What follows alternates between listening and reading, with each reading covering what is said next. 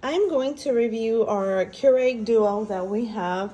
I don't use it much because I don't use much of I don't drink much coffee, but I do use the single use more. So you put the water in the back of it. It has a little removable tray. Here's this, and then you can remove that part.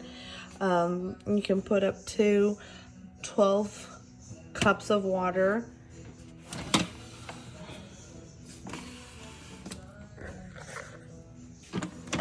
So I'm going to do one single use. This is the one that I do like. I'm gonna press, we're gonna do ounces, and let's do 10 ounces. And it'll start brewing itself. I'm getting it ready. Now on this one, while that's getting done, okay, so while the coffee is brewing, I'll show you on this side, it has this is where the coffee filter goes. You pull it out, you put in the filter, and you put in your coffee grounds in here.